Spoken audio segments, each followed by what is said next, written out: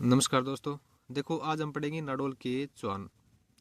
नाडोल के चौहानों को नाडोलिया चौहान भी कहते हैं। पहली बात तो ये कि इसका संस्थापक कौन है, तो वो है लक्ष्मण चौहान। और लक्ष्मण चौहान ने 960 ईस्वी में इस शाखा की शुरुआत की है। देखो लक्ष्मण चौहान को लाखन सिंह या राव लाखन सिंह भी कहते हैं। नाडोल में कुल देवी आशापुरा माता का मंदिर किसने बनवाया? लक्ष्मण चौहान। देखो इससे पहले हमने जो अजमेर के चौहान पढ़े थे ना, उसके अंदर हमने ये पढ़ा था कि बड़ोच में कुलदेवी आशापुरा माता का मंदिर बनवाया था किसने? विग्रहराज द्वितीय ने।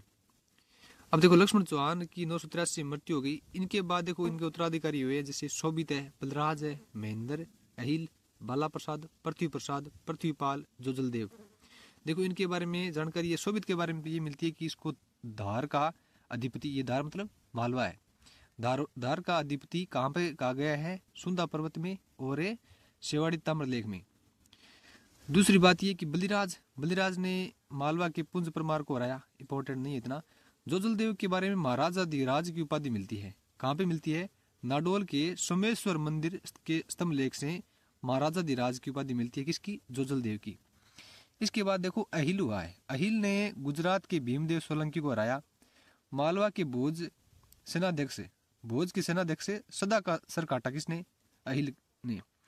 1025 ईस्वी में माना जाता है कि गजनवी जब सोमनाथ आक्रमण पर जा रहा था ना, तब अहिल के साथ गजनवी की झड़प होती है। देखो अल्लण हुआ है। अल्लण की मोस्ट बात यह है कि इसने 4 दिन है ना जीव हिंसा वर्जित कर दी थी, यानी जीव हिंसा पर प्रतिबंध लगा दिया। 4 दिन कौन से थे? देखो एक तो दोनों अष्टमी, कृष्ण अष्टमी और शुक्ल अष्टमी दोनों, एक एकादशी और एक चतुर्दशी को। ये जानकारी मिलती है किराड़ू लेख से। देखो इसके बाद देखें केलन है।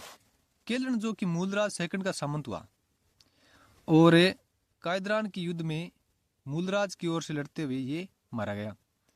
और सोमेश्वर मंदिर हेतु सुवर्ण तोरण बनवाया। किसने बनवाया? सोमेश्वर मंदिर कहाँ पे? पहले तो ये बात, ये नाडोल में है। और इस मंदिर का सुवर्ण तोरण किसने बनवाया? केलन ने बनवाया। और केलन कौन है? मूलराज सेकंड का सामंत है, जिसने कायदरान के युद्ध में भाग लिया था। देखो केलन का भाई है कीर्तिपाल, यानी कित्तू चौहान। इसने जालोर का किला छीना व राज्य की स्थापना की। कहाँ पे? जालोर में। इसके बाद देखो सामंत सिंह हुए। सामंत सिंह नाडोल का अंतिम चौहान राजा है। यह जयंत सिंह का उत्तराधिकारी माना जाता है। लगभग 1210 ईस्वी में नाडोल राज्य है ना, वो जालोर राज्य का हिस्सा बन गया था। अब देखेंगे जालोर के सोनग्रा चौहानों को।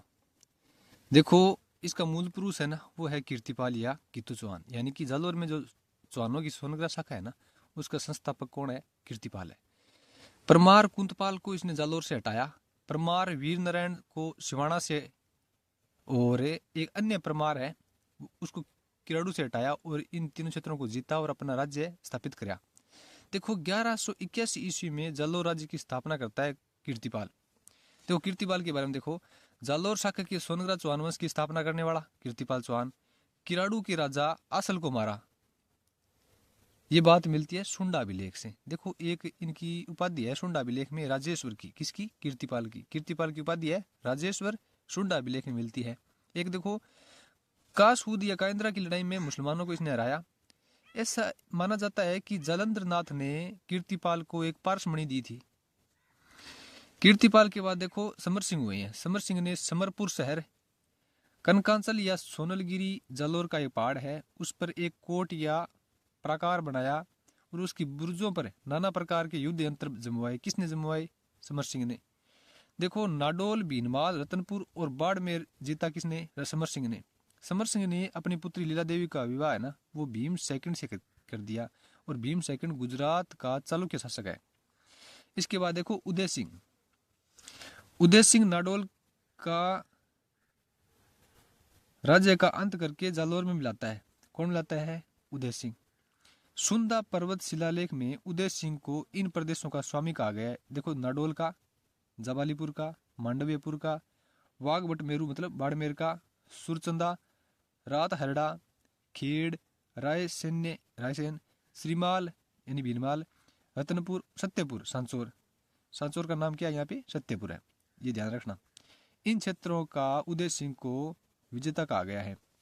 इसके बाद देखो 1228 में इल्तुतमिश का आक्रमण होता है एवं जीत नहीं सका। देखो इसके बाद 1254 में नासिरुद्दीन महमूद ने भी आक्रमण किया लेकिन हार गया। यानी 1228 में उदय सिंह पर इल्तुतमिश भी आक्रमण करता है और 1254 में आगे चल के नासिरुद्दीन महमूद भी आक्रमण करता है। ये दिल्ली सल्तनत से होने वाले आक्रमण है जो उदय सिंह पर हो रहे हैं। देखो उदय सिंह के बाद उदय सिंह का पुत्र है चाचिंग देव। 1257 से 1282 तक जालौर का शासक रहता है। इनके समय दिल्ली के किसी भी सुल्तान का आक्रमण नहीं होता है। देखो सुंडा पहाड़ी पर चामुंडा देवी का मंदिर किसने बनवाया? सुंडा पहाड़ी पर चाचिंग देव ने। बुआड़ा में मात्रा माता की देवली किसने बनवाई? चाचिंग देव ने। सुंदा भाखर में चामुंडा जी का मंदिर बनवाया चाचिंग देव ने। देखो इसके बाद देखो सामंत सिंह है 1282 से 1305 ईस्वी तक सामंत सिंह। जलालुद्दीन फिरोज खिलजी 1291 ईस्वी में सांचौर तक आ गया, जिसे बाघेला सारंगदेव की सहायता से इसको ढकेला गया, यानी इसको वापस भेजा गया। अलाउद्दीन जब सुल्तान बना तब सामंत सिंह ने कानड़ देव को राज्य सौंप दिया। अब देखो सामंत सिंह के बाद इसका उत्तराधिकारी है कानड़ देव, और कानड़ देव और वीरम देव को हम मुस्लिम प्रतिरोध में पढ़ेंगे। हमारा एक टॉपिक और है ना मुस्लिम प्रतिरोध, उसके अंदर इन दोनों को पढ़ेंगे। देखो अब देखेंगे हम रणथंभौर के चौहानों को। रणथंभौर के चौहानों के संस्थापक है गोविंदराज, जो कि पृथ्वीराज तृतीय का पुत्र है।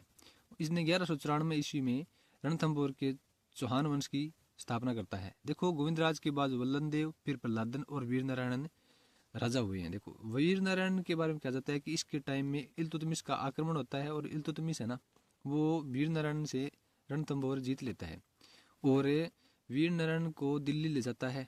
सुल्तान ने दिल्ली में वीर नारायण को जहर देकर मरवा दिया। इसके बाद देखो वाघभट हुए हैं। वाघभट ने रणथंभौर पर फिर से घेरा डाला और रणथंभौर को वापस जीत लिया वाघभट ने।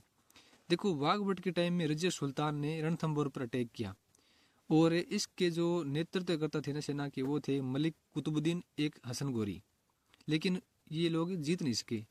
इसके बाद देखो वाघभट के बाद इसके पुत्र हुआ है जेतर सिंह। जेतर सिंह ने 1254 ईस्वी में ये शासक बना और इसके बारे में कहा जाता है कि ये इसका नाम जयवर्मा या जयसिम्हा भी मिलता है। देखो इनकी पत्नी है हीरादे। हीरादे के पुत्र है 3, एक सुल्तान, एक वीरम और एक तीसरा है हमीर। ये जिक्र मिलता है हमीर प्रशस्ति में। देखो जेतर सिंह की एक छतरी बनी हुई है 32 खंभों की छतरी रणथंभौर में, जिसने हमीर ने बनवाई। इसे न्याय की छतरी भी कहते हैं। माना जाता है कि राजस्थान की ज्ञात प्राचीनतम छतरी में से पहली यही है। 32 खंभों की छतरी न्याय की छतरी भी कहते हैं। 1282 ईस्वी में हमीर का राज्यारोहण करवा दिया। किसने? जेतर सिंह ने। इसके बाद देखो अब पढ़ेंगे हम हमीर देव चौहान के बारे में। देखो पहली बात तो ये हमीर देव के गुरु कौन है? राघव देव। 1282 ईस्वी में ये राजा बनता है। देखो इसके दरबारी विद्वान है वो, देखो एक तो षड भाषा कवि चक्र शक, और दूसरे हैं राघव देव, और तीसरे हैं विश्वरूप जो कि पुरोहित थे। इसके बाद देखो 1288 ईस्वी में इसने दिग्विजय का संपादन कर राज्य की सीमा का विस्तार किया। सर्वप्रथम इसने भीमरस के अर्जुन को हराया और मंडलगढ़ से इसने टैक्स वसूला। इसके बाद देखो परमार शासक भोज को हराया इसने और मेवाड़ के समर सिंह को भी हराया इसने। देखो फिर अपने दिग्विजय के बाद कोटियजन यज्ञ करता है ये हमीरदेव ने कोटियजन यज्ञ किया, और इसका पुरोहित कौन है? विश्वरूप। अब देखो हमीर और जलालुद्दीन खिलजी के बीच क्या संघर्ष रहे। देखो 1290 में जाहिन दुर्ग पर जलालुद्दीन खिलजी ने अटैक किया, जो कि सफल अटैक था, और इस दुर्ग पर अधिकार कर लिया जलालुद्दीन खिलजी। देखो इस अटैक में अमीर का एक सेनापति है गुरदास सैनी, जो कि इस युद्ध में मारा गया। इसके बाद देखो रणथंभौर की ओर आगे बढ़ेगी इसकी सेना, लेकिन मजनिक सेवात गरगज की व्यवस्था नहीं होने पर दिल्ली लौट गई वापिस। यानी इनको जो युद्ध यंत्र है ना ये नहीं मिल पाए, इसलिए वापस लौट गए। 1292 में दोबारा प्रयास करता है जलालुद्दीन और घेरा डालता है, लेकिन ये रणथंभौर को जीत नहीं पाता। तब ये कहता है ऐसे 10 किलों को वह मुसलमान के बाल के बराबर नहीं समझता। ये कथन किसका है? जलालुद्दीन खिलजी का है। किस दुर्ग के बारे में है? रणथंभौर दुर्ग के बारे में। इसके बाद देखो इन अभियानों की जानकारी है ना वो अमीर खुसरो की मिफ्ता उल फुतू में और बढ़ने की तारीख फिरोज शाही से मिलती है। ये मोस्ट है, ध्यान रखना, अमीर खुसरो की मिफ्ता उल फुतू और बढ़ने की तारीख फिरोज शाही। देखो दिल्ली सल्तनत में जलालुद्दीन खिलजी के बाद अलाउद्दीन खिलजी है वो सुल्तान बनता है। और अलाउद्दीन खिलजी और अमीर के बीच जो संघर्ष रहा ना, उसका कारण देखो पहले तो क्या कारण थे। एक तो देखो अलाउद्दीन की जो नीति थी ना वो साम्राज्यवादी विस्तार की थी, और ये दक्षिण की तरफ है ना वो अपना साम्राज्य है वो बढ़ाना चाहता था। और इसके बीच बाधा कौन सी थी, जो राजस्थान के किले है ना वो इसकी बाधा थी। ये मालवा व गुजरात पर अधिकार हेतु राजस्थान के किले जीतना चाहता था, और ये जरूरी भी था इसके लिए क्योंकि इसके मार्ग के बीच में थे। देखो अमीर ने टैक्स देना बंद कर रखा था, ये भी दूसरा कारण है। तीसरा कारण ये माना जाता है कि अलाउद्दीन के जो मंगोल विद्रोही है ना उनको अमीर ने शरण दे रखी थी। उनमें देखो एक तो मोहम्मद शाह खैबरू और दूसरा है मीर गामरू, ये दोनों अमीर के पास शरणागत थे। इसके बाद देखो अमीर ने इन दोनों को है ना एक जागीर दे रखी थी, उसका नाम था जगाना। जगाना की जागीर दे रखी थी कहबरू को और मीर गामरू को, किसने, अमीर ने दे रखी थी। ये मोस्ट ध्यान रखना। इसके बाद देखो अलाउद्दीन ने 1299 ईस्वी में उलू खां, अलप खां, नुसरत खां के नेतृत्व में सेना का पड़ाव बनास के किनारे, ये अपनी सेना भेजता है इन तीनों के नेतृत्व में, और इन सेना का पड़ाव है बनास के किनारे। और इन लोगों ने जाइन पर अधिकार कर लिया, जिसको रणथंबोर की कुंजी भी कहते हैं। देखो तब हमीर ने भीम सिंह व धर्म सिंह को भेजा। हमीर के दो सेनापति है भीम सिंह व धर्म सिंह। अब देखो इन दोनों सेनाओं के बीच युद्ध होता है और तुर्क सेना है वो हार जाती है। तुर्क सेना हारने के बाद देखो धर्म सिंह की टुकड़ी है ना वो लूट का माल लेकर रणथंबोर वापस लौटती है, और पीछे पीछे भीम सिंह की टुकड़ी चलती है। लेकिन देखो धर्म सिंह की टुकड़ी आगे निकल चुकी थी, लेकिन भीम सिंह की टुकड़ी पर है ना वो तुर्क सेना ने अलप खां के नेतृत्व में अटैक किया, और हिंदूवाट घाटी का युद्ध होता है। फिर इसमें देखो भीम सिंह मारा जाता है, और भीम सिंह के मारे जाने के बाद धर्म सिंह जब हमीर के पास पहुंचता है तो हमीर ने धर्म सिंह को अंधा करवा दिया और इस पद से हटा दिया। देखो धर्म सिंह के बाद देखो इसका भाई है भोज, भोज को ये पद दे देता है, लेकिन देखो भोज इस पद को ठीक से संभाल नहीं पाता, और फिर देखो भोज को ये अमीर हटा देता है वापिस से, और धर्म सिंह को पुनः पद दे देता है। देखो भोज अपने भाई पृथ्वी सिंह के साथ है ना अलाउद्दीन के पास चले जाते हैं, और अलाउद्दीन ने भोज को जगरा की जागीर दी थी।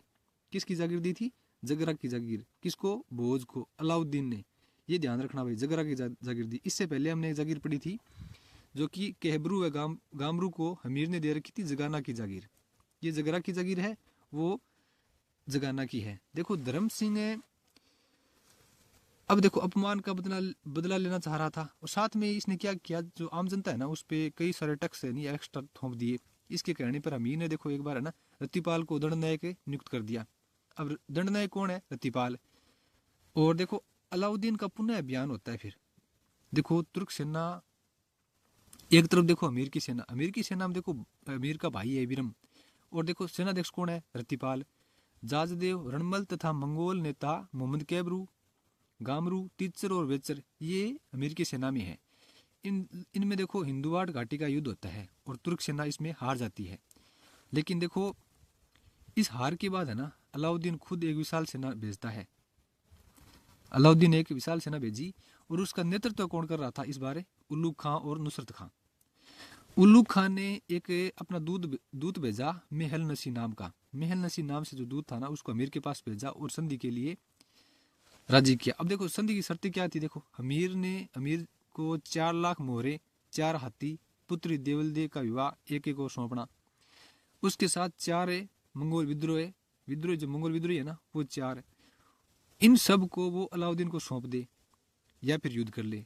तो अमीर ने युद्ध चुनता है। देखो इन लोगों ने जैन को वापस जीत लिया।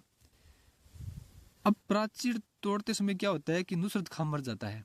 नुसरत खां यहाँ पे मारा जाएगा, तब तुर्क सेना है ना वो कमजोर हो जाएगी। तुर्क सेना कमजोर होगी तो देखो अलाउद्दीन खिलजी इस बार स्वयं आ रहा है बड़ी सेना लेकर, और साथ में पासीब, गरगच, अर्रादा और मगरबी ये युद्ध यंत्र है।